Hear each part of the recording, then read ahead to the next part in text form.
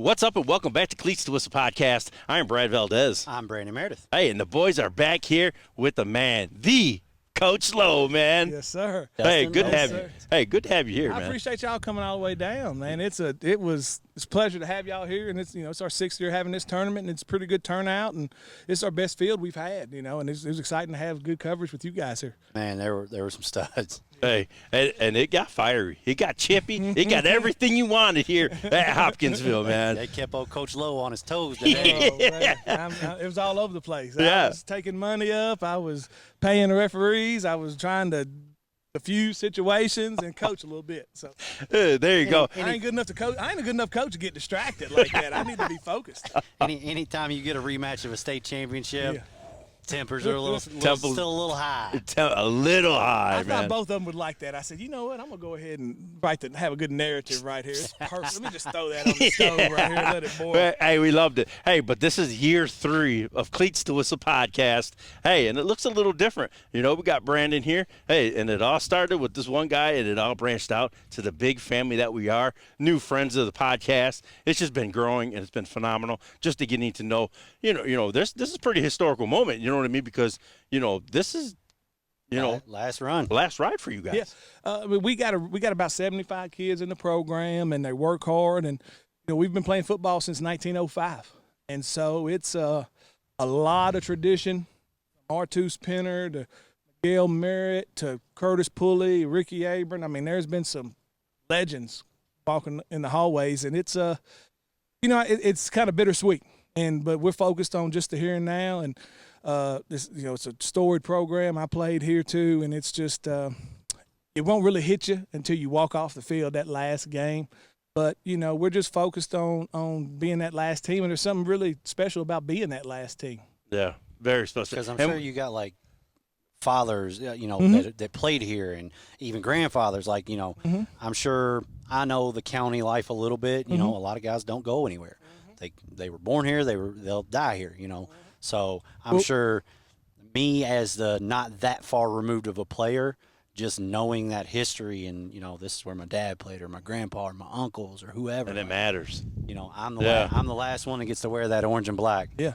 And it's special. And it's for us, it's trying to get back and just honor them the right way. We've had a down last couple of years, and it's something where we're close. It's just getting the kids – the little things add up, and right now we're still working on the little things to make the big things jump for us. And it was crazy because we were just watching, and just one little thing, just in 7-on-7, just one little thing will mess that one play up, and it's because he didn't do his job. And then you got to be the coach and go over and say, why didn't you do this? Why'd you zone turn instead of man turn? Or what? You know what I mean? Why didn't you get hands on a guy crossing in front of you? Yeah, all the stuff. Well, it's like we had about a game and a half swoon where we were up 17-0 in the second game, messed around, lost it, and then didn't show up really against Franklin County. And then we played zone the last. We kind of mixed in some 2 minutes. Yeah, I was that guy. I'm that coach sometimes where if you're going to run 3 down the middle of the field from right up the guard, then I just play 7 DB. So I put my Mike backer in there, and we kind of went more traditional. And I think the team scored 1 touchdown. And it's like, well, you know what? The kids were like, hey, we should have been doing that. Yeah. I said, yeah, it's my fault, guys. Just blame the coach. It works out well. It works out well. Yeah. Hey, and you know what? This is already a phenomenal start to this podcast, man. Oh, yeah. Hey, and this is just for us to, really get to know you. You know what I mean? Our community, to, Cleats to Us podcast to get to know you. I don't even know how it all kind of happened. I know, how it all transpired. Somehow we followed each other on Twitter. Don't know who did what, nothing, whatever. It's just coaches being coaches, right? Yeah, boys being boys. For That's sure. it. So 0 interaction. When we go to that first Topgolf episode, we had like 4 coaches. So, of course, what do coaches do after hours? We all had a few. So I liquid couraged up, right? And I was like, man, screw it. I'm sending out DMs to a couple different places, and let's go hit the road in July. Yeah. And sure enough, 3 for 3. I mean, he hit me back the same night, and it was like, yeah, hey, we got this big tournament. Why don't you come out for that? Yeah, and it's this is our 6th year doing it, and what we've had is we've had a lot of the same teams, which is for us, Paducah won the 4A in Kentucky, Macon County won the 4A in Tennessee, Gibson Southern's a traditional Indiana power, Pearl Cone out of Nashville is a factory of putting kids out there. You got Franklin County. I mean, there's so many really good teams, but it's good for we got some small schools. They had their own pool today, and they get 3 or 4 wins, and that's good. 2 wins. You know, it's good for some of those smaller schools. That, was that on the very, very far very field? Far field. We didn't make it quite over there. We got a little caught up watching over here. Yeah, so we try to do that to encourage, hey, if there's a good enough competition here where you can get whatever you need. You know, they got those high-end teams, we got some mid-tier teams, and we got lower-end teams that just are here to compete. That's what we just try to do. And I mentioned it to you, and I might have said it on live, I can't remember, but just the importance of being able to go up against different guys straight out of the dead period, like, hey, just so y'all know, if you want to be lazy the next 2 weeks, by all means, but we got Paducah Tillman and Macon, we got all these cats coming 2 days after the dead period. And it was, you know, it was tough for us because, you know, we got some older guys, but we've had, you know, transfers that came in and still trying to figure out, okay, you know, do we put our best player, which is James Bradley, he's got a Southern Miss offer, do we put him at quarterback because he can throw it enough?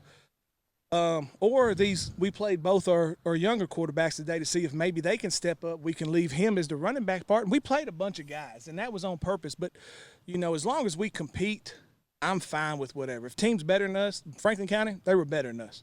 You know, the other team we lost to, I don't think they were better than us. But that's part of growing pains, you know, part of every little thing matters. And we just wasn't good enough in that second, third game right there, that middle part of it to be as good as we should have been today. Yeah. Well, you know what? Hey, we're going to get into you a little bit. Well, you know what?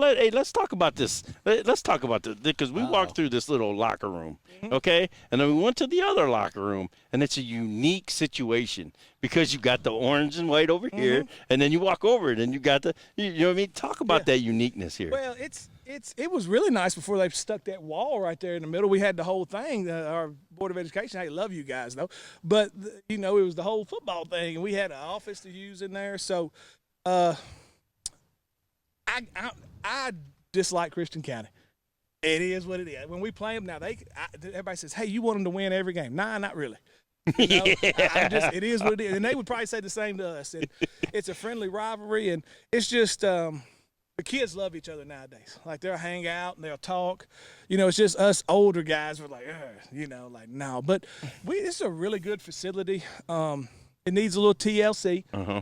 But as far as, like, just overall setup, it's as good as a lot of places around here. And we're lucky to have it, and I tell our kids that. And when I was a DC in Nashville, we had an old machine shop as our team locker room. We had middle of Green Hills. So we were really good. We went to the 5A state championship game in 14, lost to Knoxville West. We were 14-1.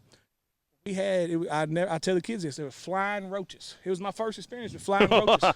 Flying roaches, they're just buzz. I'm a fairy. It was wild. So I tell our kids, you better be, what you got is amazing. Oh, yeah. Because I've seen worse, a lot worse. Flying roaches. I didn't know that was a thing.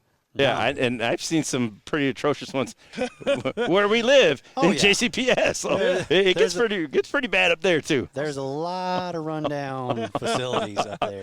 I was like, flying roaches and whoa, this is crazy, man.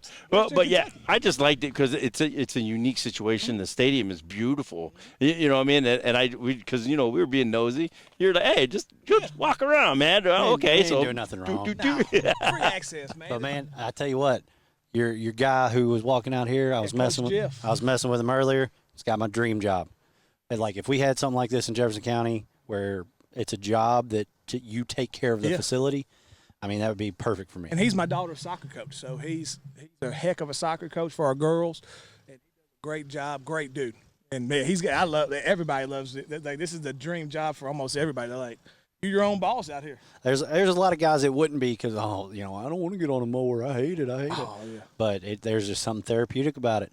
You see it start to finish, and whenever the Bermuda turns from brown and starts heating up, and you know, all right, it's go time. It's beautiful. It's beautiful, man. Yeah, but I want to just personally thank you for the hospitality. Oh man, it was a fun day here. We really got to taste the ball after this dead period, man. Hey, juicy out here today. And it's my first time not coaching in an event and just showing up as a spectator in almost a decade. So, you know, even when I walked in, I was like, oh, I remember this feeling. Like, you know, I'm getting nervous. I'm like, oh. don't know what you got. That's what I was out there. It's like you don't know how you. It's like, what are we gonna do? What are we gonna do? There's a lot of good things, like I put on my social media. We did a lot of good things. We did a lot of bad things today. I'm sure everybody did. And there's a bunch of things that could be. Now, I'm going to tell you, I watched Paducah. They didn't have many bad things. Them jokers were letting it fly and playing good defense. And I tell you, they had a lot of cramps because they were putting up 50 on everybody. Yeah. They had a lot of I was cramps. like, man. Yeah. Okay. So we really want to jump into this episode and really spotlight you. You know what I mean? You've been here. You know, you're Mr. Tiger. You know what I mean? You graduated from here. You've been assistant. Now you're the head man. So you know this is you, man. This is life, man. He was a Tiger also at the next level. Like he's been a Tiger his whole yeah. life. Well, yeah, I mean, it's I actually, when I moved over, I was from a small town called Elkton, Kentucky. About 20 minutes west of here, and we were awful in Todd County Central. And my junior year, we went 0-10. So Hoptown was rolling. Kind of worked out. I transferred over here my senior year, and you know, Coach Clayton is the head coach then. He's one of my biggest mentors, and I played, went to junior college for a semester and ended up going to Memphis at corner. They look at me now and they said, no way. I said, I promise. I said, I swear. Been to that Mexican spot he's telling about us too eating much. burritos and chimichangas. And, Let's go. Sitting on me. Happens to the best That's of us. it. And so, you know, ended up starting for 3 years at Memphis, played some arena ball, and then I started coaching when I was 22. So I coached here for 3 years, went to Middle Tennessee with Coach Clayton, came back here in 2017, and I've been was the D coordinator for about 5 years. This is my second year as a head coach, and actually Coach Clayton, my offensive coordinator. Now I'm his boss, and his wife, Lord bless him, told him he was on vacation this week with the family.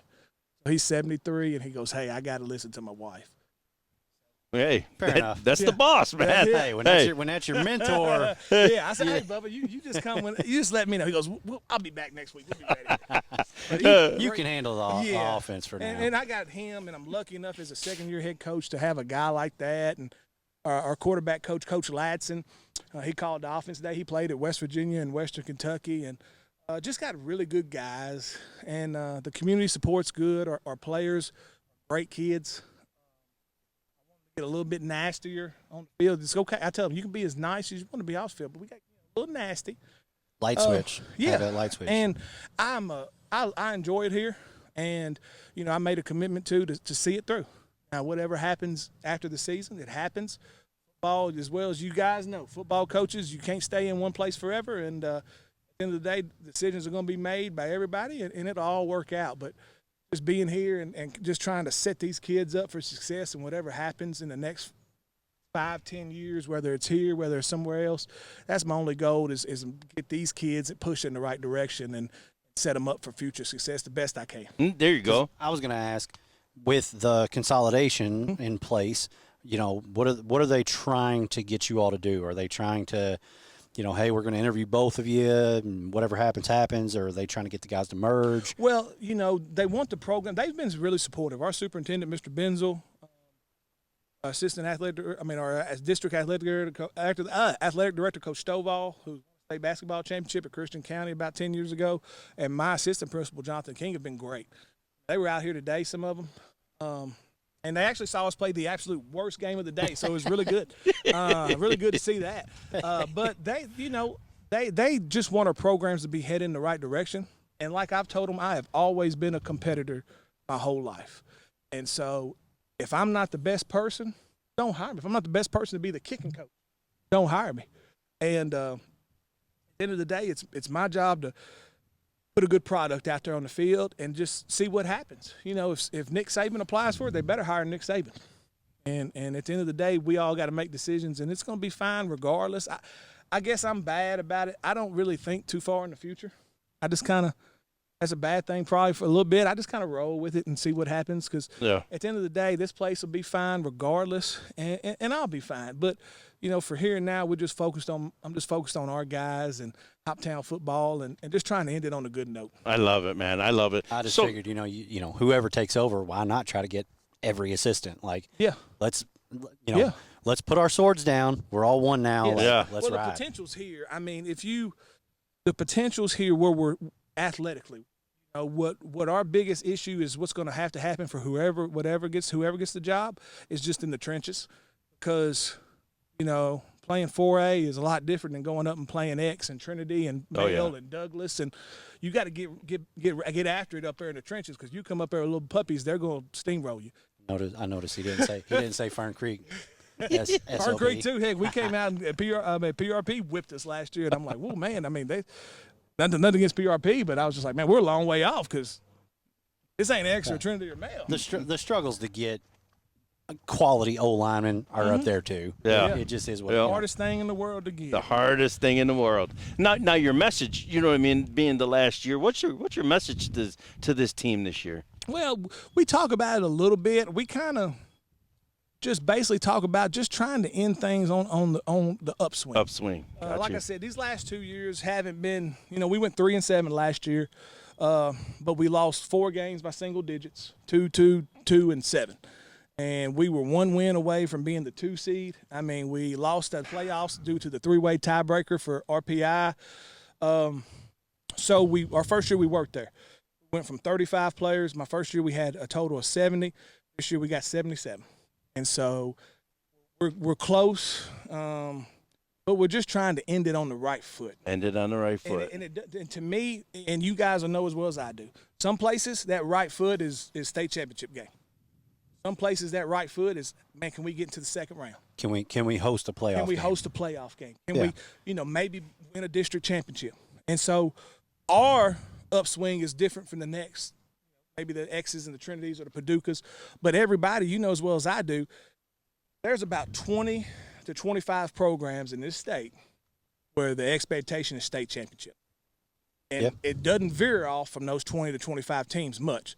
The rest of us, we have our own personal monumental goals. Their own story. And at those 25, if you're not in that state championship, you're going to have a very short career there. Yes, exactly. And it's just, that's the biggest difference between Tennessee and Kentucky that I've noticed in my 6 years in Tennessee and just being here for 12 years in Kentucky is in Tennessee, you still have those Alcoas, the Maryvilles, the Brentwood Academies, the Brentwoods, but you can have some teams that maybe pop up on you and make a couple of runs. And so in Kentucky, you don't really get those Cinderella. I would say Bullitt East a couple years ago, state championship would be the sleeper. Yeah.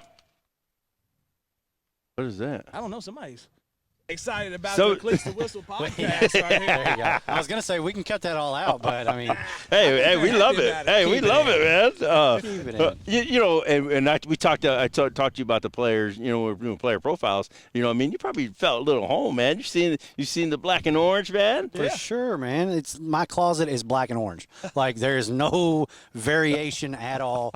All my golfing buddies are like, buy another colored polo, and I'm like, I got free ones for 10 years. What So yeah, I even told your kids like it's something about a tiger that is supposed to be orange and black.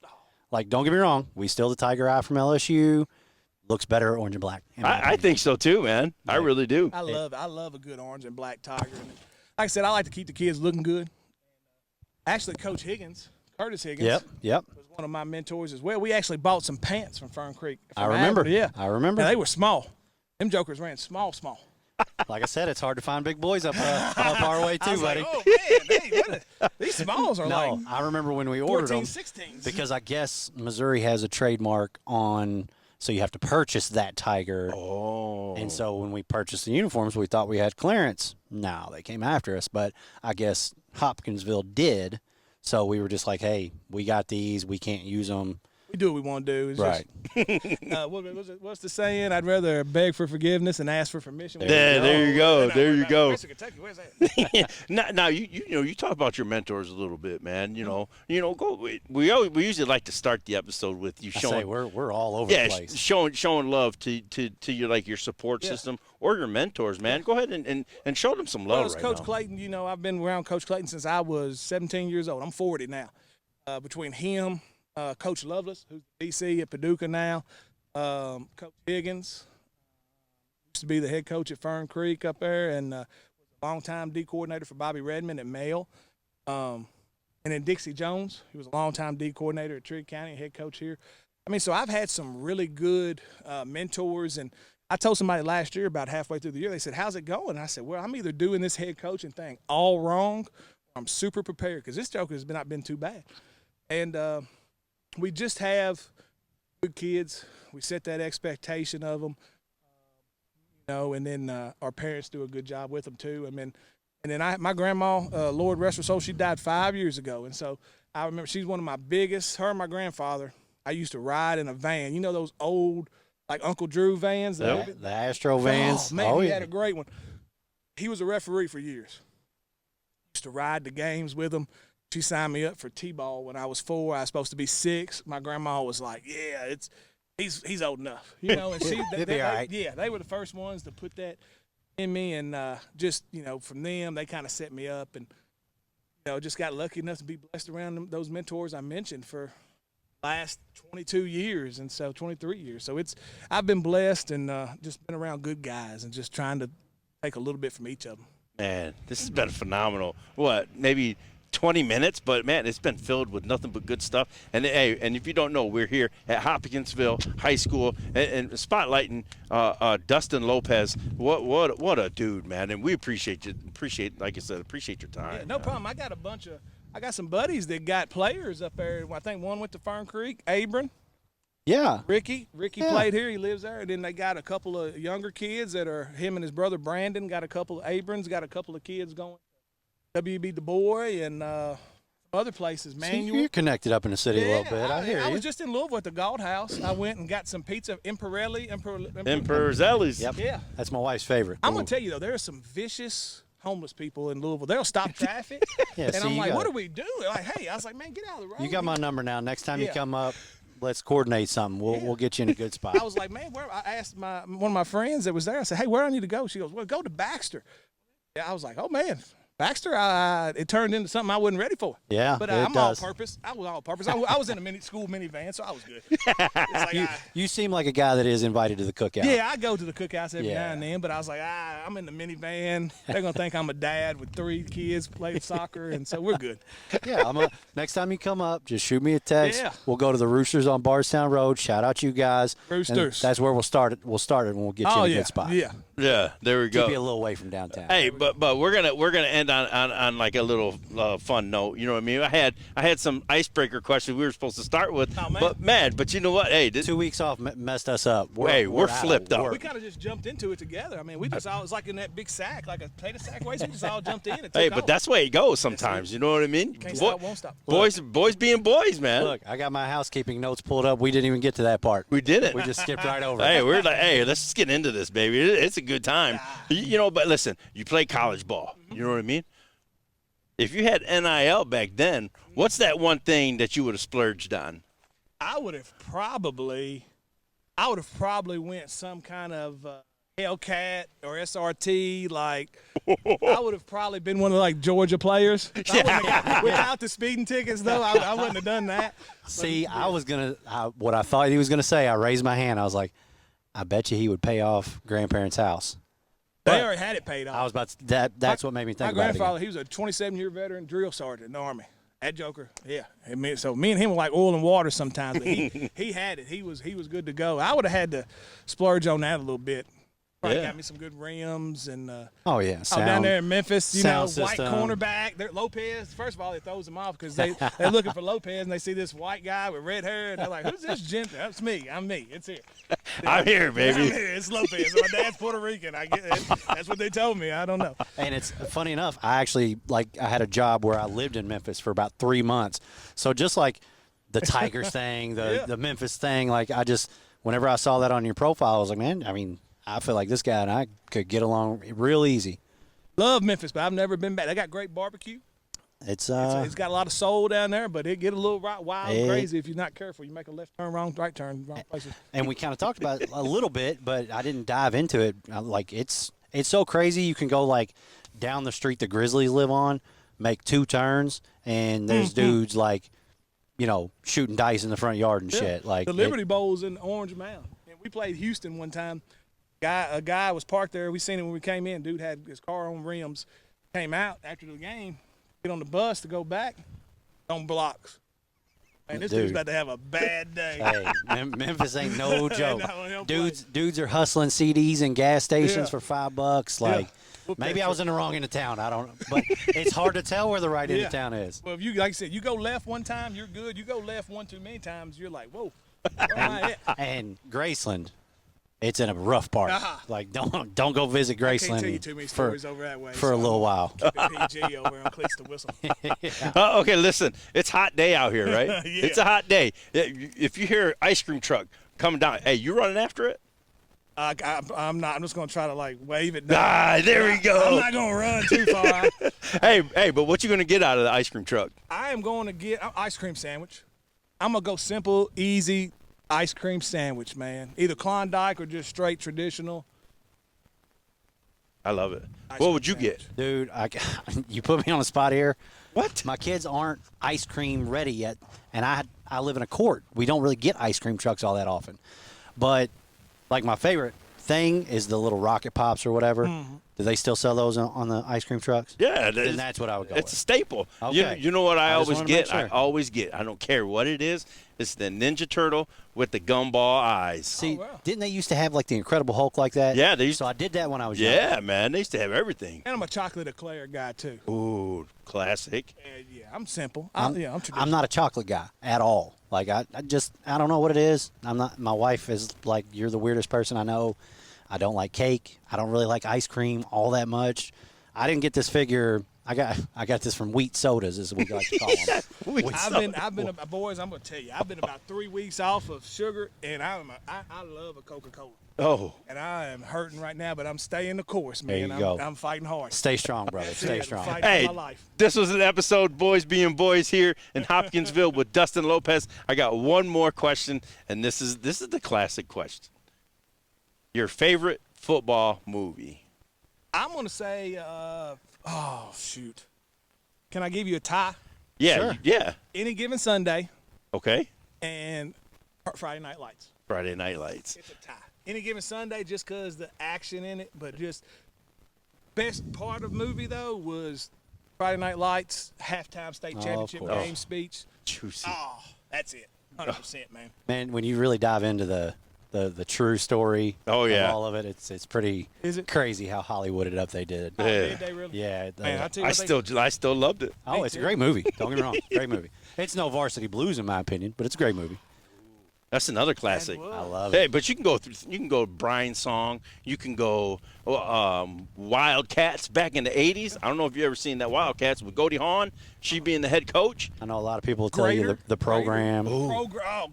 The program. Dude, yes, the Yeah. program. 100%. I changed my mind. The program, I forgot. 100%. 100% the program. There you go. I'm here for something. That's it. There it is, man. So, coming up, you want me to go ahead and Yeah, go ahead. do our little housekeeping? Yeah, go ahead. All right. So, today we're here in Hopkinsville. Unfortunately, it's a 2-day event, and we already kind of signed up for the. And I didn't know. Yeah, It's we all didn't. right. It was on me. I'll let you know who wins. Too many wheat sodas that night. I booked him, but I forgot there's a day too. So tomorrow we'll be in Jeffersonville at the Minority Coaches 7-on-7. That'll be a great event. Another 30-ish schools up there for that. Next Friday, next Friday's a big one for us. Going to Boyle County. That'll be huge. We're stopping at Lafayette. So the following week we're going from Glasgow to Hazard. I mean, we're putting some miles on the old vehicles, but Coach buddy, Adams, man, he's a great dude. Yeah. I told him, like, I know he's gonna be cool, but just knowing the Haddock's name, I feel like a little kid. Like, I don't know what I'm gonna ask. I don't know how cool. Like, do I try to be cool with him? You know, do I just go straight to the? We played him in the state semis 5 years ago. First drive, go 3 and out. I'm like, yeah, and then 55 points later, I'm like, woo-wee. Let's get out of here. Hey, So- great job. Boyle County hates me. I'm 0-2 in Boyle County. And Jacob Tammy beat us in the semis 13-7, and then Addicts whipped us in the semis. Well, you ain't the only one he's whipped in the semis. But that being said, guys, please like and subscribe. Share it with your friends. Share it with the community coach. Like, we want to kind of grow across the state and really let people know that we're here, regardless of how big or small or what you won last year, what your history is. We don't care. Everybody. I'll save that for the very end. Hey, but we're here, man. We're here to tell your story. Yeah. And you know what I mean? This relationship is a new relationship. We're here for you. So if you're here or if you're somewhere else or whatever, you always have us. Hit us up. Well, I appreciate that. We need more good guys and that care about Kentucky high school football as a whole, because we're close as a state to being really, really good. We just got to allow ourselves at the state level to trust our coaches a little more and we're climbing, baby. let us just trust us and give us a little bit more, and we're going to get a good product out there for everybody. We're all pushing in the right direction. We need more guys like you that care about it and want to help put it forward for us. Yes, and it's kind of crazy because we're appreciate that, former Coach. coaches, so we had that the inside love of this game and for the state of Kentucky. And is- Watson said it a whole bunch, and I completely agree with him when he was on here. When you're coaching, yeah, you got the 75 in your locker room, but the fact that, we can build relationships with these guys down here, and we still have relationships up there, and hopefully we make some over the next 2 weeks, like we can really cast a broad net and hopefully just help these kids get seen and get them seen, man, and tell the story of the coaches, because it's so much dedication, so much sacrifice and I don't think people really understand it. You know what I mean? They come out on Friday nights, but you're not here Saturday, Sunday, Monday, all the huddle times. But they'll tell you when you're not playing. Oh, yeah, they when will. you're not Exactly. coaching right. But, hey, but this is where you guys, the coaches, have our support. We're behind you guys 100% because we understand the game. We understand what you guys go through, and it's just it's an uphill battle, man. We love football. We want to stay involved, and that's kind of how this whole thing. That's how he started it. And when I saw the passion and dedication, man, it made sense when I had to hang my whistle up for now. For now. Retired. For now. For now. But Coach, we appreciate you. Yes, sir. Thank I you for the appreciate hospitality, y'all. man. Thank You y'all got my so number, much. brother. Appreciate you. Sir, thank y'all. Hey, like we always say, everyone has a story. We're here for them to tell it. Cleats to whistle. Podcast. Let's go, baby. I still hate it.